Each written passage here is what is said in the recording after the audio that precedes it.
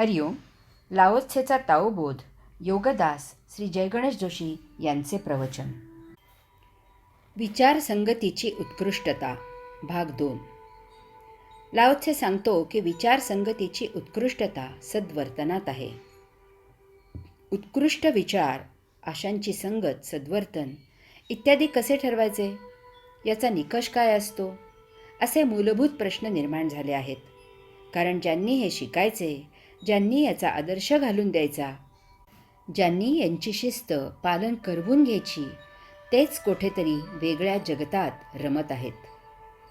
आई, वडील, पालक, शिक्षक, बुजुर्ग दारू पितात, जुगार खेळतात, तंबाखू सेवन करतात, सिनेमाच्या आणि नाच गाण्याच्या कार्यक्रमाला सर्वात पुढे बसतात. काही समजावून सांगताना उदाहरण द्यायचे असेल तर ते सिनेमाच्या प्रसंगातील देतात. राजकारणाच्या चर्चा मोठ्या चवीने करतात. राजकारणी, पुढारी, अभिनेते, खेळाडू इत्यादींसोबत फोटो काढण्यात धन्यता मानतात. आदर्श व्यक्ती कोण, याबद्दल यांची मते ऐकण्यासारखी असतात. यांची स्वतःची भाषा कशी असते, हा एक स्वतंत्र लिखाणाचाच विषय आहे. धड एका भाषेत एक वाक्य सरळ बोलतील तर योगेश्वरांची शपथ. एखाद्या क्षेत्रात सखोल बुडी मारून शास्त्रोक्त अभ्यास न करता वरवर नक्कल करून प्रसिद्धी आणि पैसा मिळवण्यासाठी जो तो पुढे पुढे पळत आहे. भविष्यात भारतीय संगीत, भारतीय योगविद्या, भारतीय भाषा, भारतीय संस्कृती शिकायला जर्मनी, अमेरिकेत जाण्याची वेळ एखाद्याला आली तर नवल वाटायला नको. काय चांगले आणि काय वाईट हे ठरवण्यासाठी साहित्य सम्राट न. चि. केळकर यांनी छान व्याख्या केली आहे. जे आपल्याला आपल्या लेकी, सुना, नातवंडे यांच्या सहभागाने करायला लाज वाटेल अशी गोष्ट वाईट असते, आणि यांच्या सहभागाने जे करायला अभिमान वाटेल ते चांगले असते. आपण याचा विचार करायची वेळ आली आहे. जीवनात आपला हेतू काय असावा, कोणती कर्तव्ये करावीत आणि कोणत्या गोष्टी टाळाव्यात याचा प्रकर्षाने विचार करावा लागणार आहे. एकदा काही लोकांना आदर्श व्यक्ती, पुस्तके कोणती, असा प्रश्न विचारण्यात आला. तेव्हा बहुसंख्य लोकांनी श्री शिवाजी महाराज, लोकमान्य टिळक या व्यक्ती आणि भगवद्गीता, दासबोध या पुस्तकांना पसंती दिली. परंतु यापैकी बहुतेकांना शिवाजी महाराज आणि लोकमान्य टिळक यांच्याबद्दल शाळेतील धड्यात वाचले होते तेवढीच माहिती होती, आणि भगवद्गीता, दासबोध तर वाचलेलाच नव्हता. खनिज संपत्तीने सुबत्ता असलेल्या एका आफ्रिकी देशात परदेशी लोक दूध पाण्यापासून तयार अन्न, मोठमोठ्याल्या गाड्या, करमणुकीचे आणि खेळाचे साहित्य, समुद्रकिनारी पंचतारांकित हॉटेल्स, दारू, तंबाखू, उंची कपडे आणि सौंदर्य प्रसाधने आणि यासाठी लागणाऱ्या सर्व सुखसोयी पुरवत आहेत. परंतु त्यांना कोणी उच्च शिक्षण, शेती शिकवायला तयार नाही. सुज्ञांनी याचा वेळीच विचार करावा. आपण कोठे आहोत ते तपासावे. उशीर झाला तर सुधारायला संधीही मिळणार नाही. विचारसंगतीची उत्कृष्टता भाग 3. लाओत्से सांगतो की विचारसंगतीची उत्कृष्टता सद्वर्तनात आहे. मानवाकडून सद्वर्तन तेव्हाच होईल जेव्हा त्याला चांगली संगत असेल.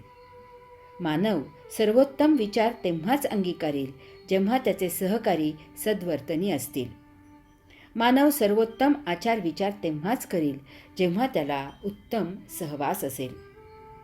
आपली आर्थिक परिस्थिती कशीही असली तरी आपण जर आपल्या भूमिकेवर ठाम उभे असू तर आपला सदाचार, सद्विचार, उत्तम जीवनशैली यांना धक्का न लागता निर्विघ्नपणे जगायला अडचण येत नाही. आपण कोणाशी मैत्री करायची हा आपला प्रश्न आहे. कोणीही यावे आणि आपल्याशी मैत्री करावी असे होत नाही. त्यासाठी आपण आपल्या जाग्यावर दृढ निश्चयाने उभे असावे लागते. कोण काय सांगतो यापेक्षा आपल्याला जीवन कसे जगायला आवडते आहे हे जास्त महत्त्वाचे आहे. सर्वोत्तम संगत निवडायला फार कष्ट घ्यायची गरज नाही. सर्वोत्तम सहकारी शोधायला फार संशोधन करायची गरज नाही. सर्वोत्तम सहवास घडायला पुण्याईची आवश्यकता नाही. गरज आहे ती अशी संगत स्वीकारायची. गरज आहे ती असा सहकारी टिकवून घ्यायची. गरज आहे ती असा सहवास जुळवून घ्यायची. यासाठी सहवासाचे सातत्य असणे आवश्यक आहे. साध्या सरळ जीवनाची सत्य ओळख करून त्याप्रमाणे प्रत्यक्ष आचरण करायची गरज आहे. भौतिक अत्यावश्यक काय आहे ते उमजण्याची कला शिकण्याची बुद्धी असायला हवी आहे. यासाठी आपला नित्यधंदा, व्यवसाय, नोकरी नेहमीप्रमाणेच सुरू ठेवून आपल्याला हे साध्य करता येते. कारण कर्मयोग कोणालाही चुकला नाही आणि यासाठी तो चुकवूही नये. तसे केल्यास त्यासारखा वाईट प्रमादही नाही. संसारी राहून हे आपल्याला साध्य करणे सहजच शक्य आहे. कारण एकदा स्वीकारलेली संसाराची जबाबदारी यशस्वीपणे पार पाडणे हे आपले प्रथम कर्तव्य आहे. असो निसंसारी हे सर्व करता येते. सुयोग्य, निस्पृह, निरीच्छ गुरुद्वार हे सर्व प्रश्न सोडवतो. तेथील सत्संगाला अन्य पर्याय नाही. तेथील साधक यासाठी उत्तम साथ देतात. तेथील वातावरण आपल्यात आमूलाग्र बदल घडवून आणते. यासाठी आपल्याला विशेष असे काहीही करावे लागत नाही. आपल्याला फक्त इतकेच करावे लागते की अशा ठिकाणी होणाऱ्या अमृत वर्षावाचे वेळी आपण तेथे नित्य उपस्थित असायचे. त्यात सातत्य, नियमितपणा, वक्तशीरपणा ठेवायचा. ते उपस्थित असणे आपल्याला त्या अमृतात न्हावून काढते, ओलेचिंब करते, नखशिकांत समरस करते. आपल्याला काहीही करावे लागत नाही. जमल्यास आपल्याकडून आपल्या कुटुंबियांना यात आवर्जून सामील करून घ्यावे.